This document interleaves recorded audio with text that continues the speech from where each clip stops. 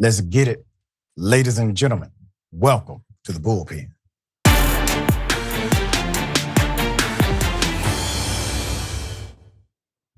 In the Bullpen today, we have Mr. Matt Cookson, contributor and Middle East History and Policy Fellow with Young Voices. Good day, sir. Welcome. Good day, Dr. Richey. Thanks so much for having me on. Thank you for being here. You have an interesting concept. I read your article that suggested the reason why youth and young adult basically are moving toward levels of radicalization is because they are not going to church. Did I summarize that properly?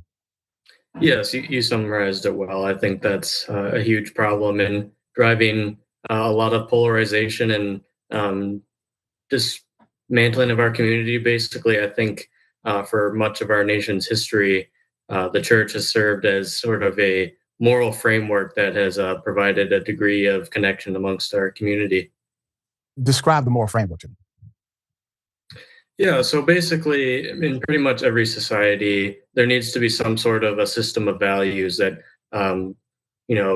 guides society and provides kind of the underpinnings of society in terms of what are the basic values that a certain culture or country holds. And when you look at a lot of the West, Christianity and church has provided that framework. And I think that when you move away from that, people look for meaning in other places. But Matt, this is an interesting argument, sir, because number one, the founding fathers were not Christians, they were deists. And they were exclusively protesting church mandate and theological constructed ruling in order to develop, create, and experiment in that creation with the secular government so that religion could no longer rule. This country was literally founded by protesters who were not Christians, but you're saying that somehow the framework of Christianity has to be the solution for social ills in America. Make that make sense to me, man. I'm trying to give you a chance here, brother. Yeah. So I'm not arguing by any means that we should move to some sort of a religious theocracy in this country. In fact, I make a point of not going particularly deep into policy solutions on this issue because I believe it is more of a cultural issue. Now, you're absolutely correct that many of the founding fathers were not Christians. However, for a lot of them, the Bible and God generally did play a huge role in their life. But that's the difference, brother. The Bible and God are different. And the God is going to be the God of your understanding. Let's go to the 1960s. There was a lot of radical behavior happening. It's called racist white people. And in the 1960s, the racist white students, young adults, who decided to attack Black folk unprovoked for simply trying to go to school, okay? Those white males were wearing Stacey Adams, and I promise you, they went to church on Sunday and Bible study on Wednesday. Why is it that their church attendance did not stop their radicalization? Well, I don't by any means believe that following God makes you a perfect person by any means. And I agree with you fully that there were many people who were church-going people in the 1960s claiming to be Christians, standing on the side of racism. Not many, brother. 91%. 91% of those who opposed the civil rights movement were self-professed evangelical Christians. Yes, and they should be condemned fully for that. What I argue, go ahead and condemn them. Yes, I condemn them fully. However, I think it is also crucial to remember that there were a lot of Christians on the side of ending Jim Crow. Going back throughout history, there were a number of religious people on the side of ending Jim Crow and bringing equality into the law in this country. You are correct. You are correct. And the vast majority of them were Black Christians, correct? I don't know the percentages. I think. Sir, do you have YouTube? Of all races. Sir, you can look at the video, sir. you can clearly see that leading the movement are Black churches. Yes, I think you're absolutely right. And as a Christian, I see Christians of all races and nationality as my brethren. I don't see them as being different from me. And I think that to me, the important part is pursuing God and pursuing a relationship with Jesus. And I think they should be commended for standing on the side of justice. And I think the church has played a role in that. And I think when people pursue God, it guides them towards the truth. Matt, let me ask you something. Now, I'm a Christian man myself. You and I, we will have different doctrinal nuances in our belief. But let me ask you something. When you said that Christians, regardless of race, basically, they are your brothers and sisters, right? Mm-hmm. Those who are not Christian are your brothers and sisters too, if you can accept it. Now, if your brothers and sisters are contextualized through your faith, that means that Yahshua, Jesus the Christ, was not your brother because he wasn't Christian. The Apostle Paul is not your brother. He wasn't Christian either. These individuals did not identify with the faith. Moses cannot be your brother. That wasn't Christian. You start really limiting who you're connected to when you decide to contextualize it in such a way. And I don't think you mean it in a malicious manner. The point is, we're part of a construct that binds us before a choice of faith. Because regardless of what you believe, we can agree to this. We all came from the same place and we all going to the same place, hopefully. But we all came from the same place, right? Like the same God that created your Christian brother is the same God that created your Muslim brother.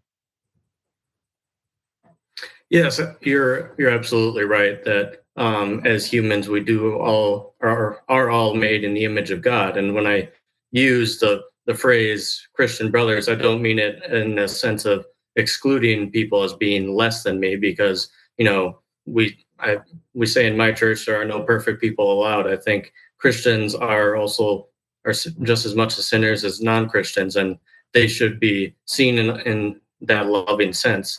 God calls us to love all people and to go out and make his name known. He does not call us just to love those who we agree with or no, you are absolutely right. Community.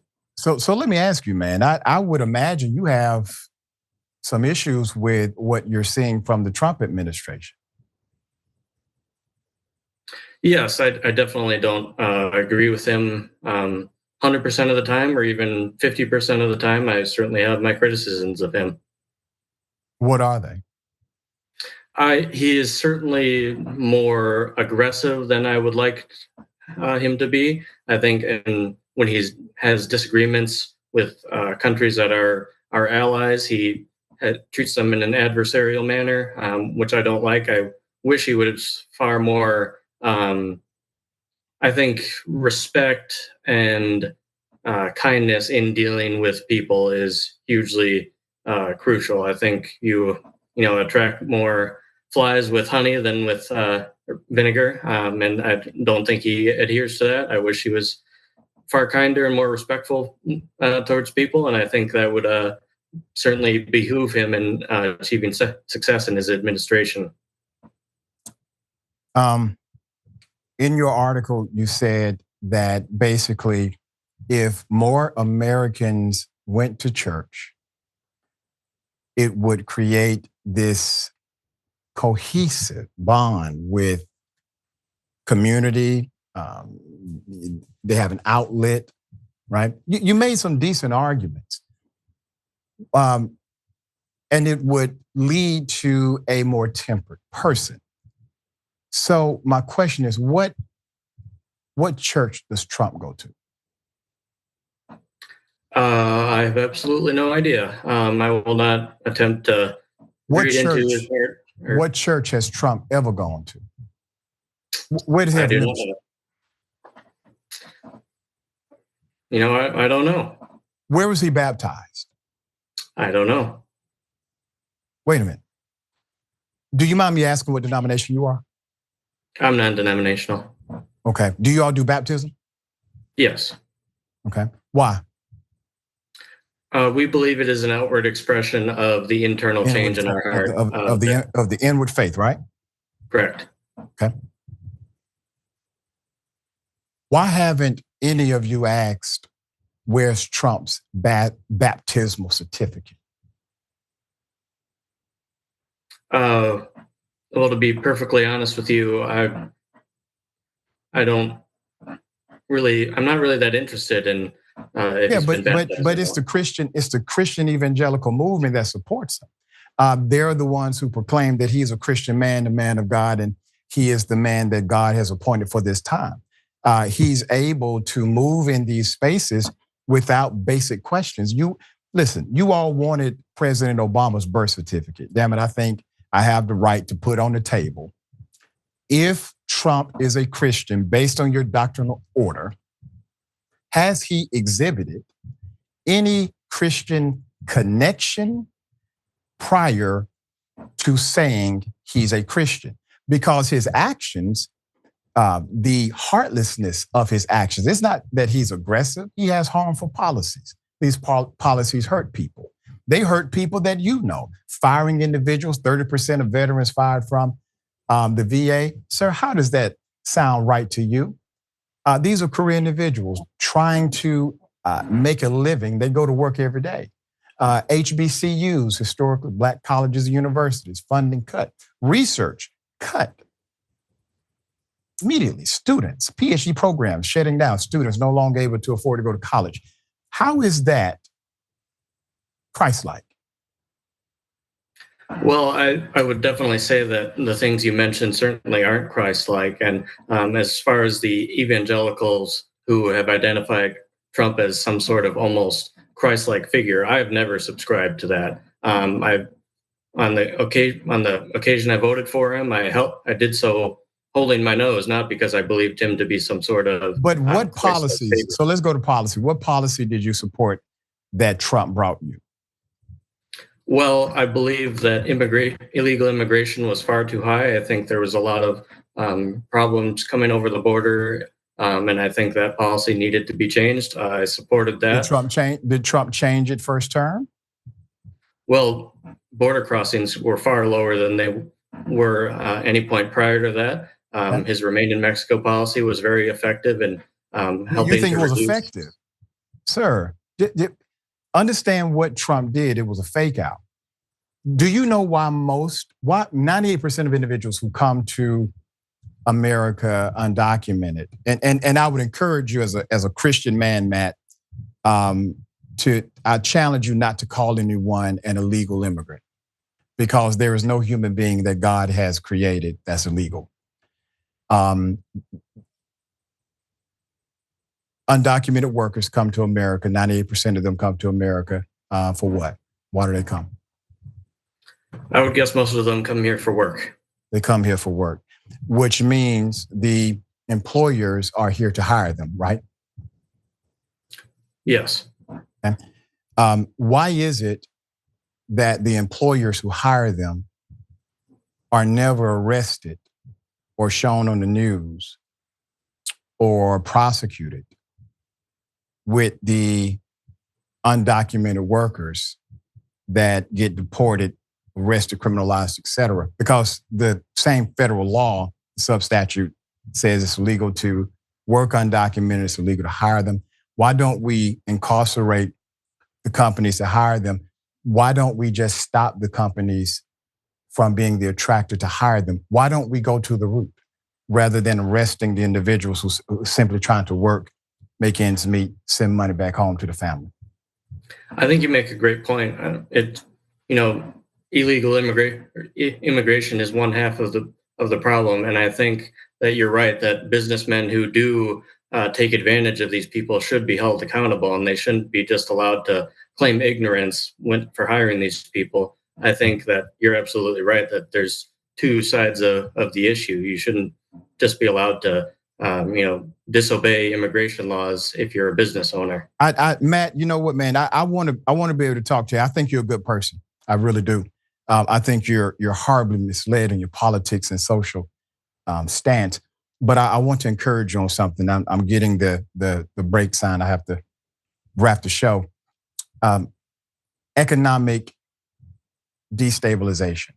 It is a game that the West plays in order to keep prices low so that the consumer in America pays less and they have opportunities to buy cheap external of domestic soil. So they engage in economic destabilization. They do not spend the time, the resources, the expertise, nor the money in order to help stabilize the regimes that are right next to them. If they did that to solve the issue there, you would not have such a massive issue here.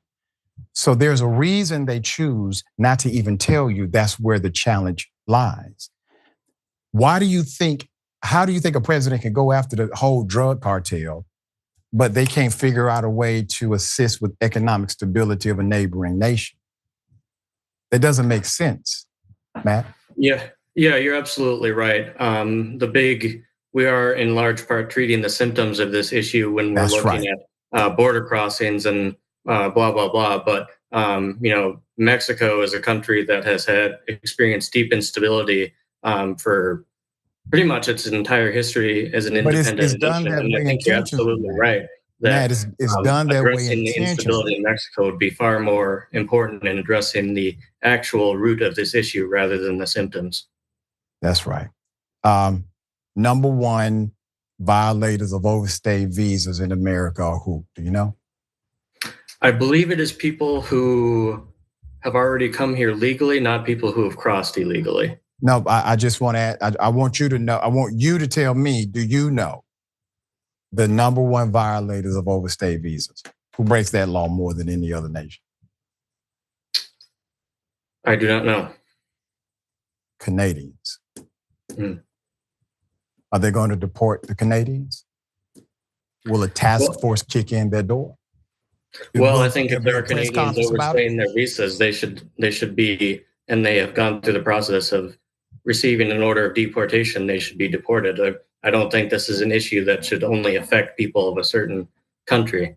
If Canadians are overstaying their visas, breaking the law, they should be held accountable. My point is emphasis, brother. You've never heard that because the media emphasis tells you Mexico and you fall for the carrot on the stick. I got to go, brother. Listen, you're a good guy. I hope to have you back and we can converse more. Do some research on things that I've said. Let's come back, talk about it thoughtfully, okay?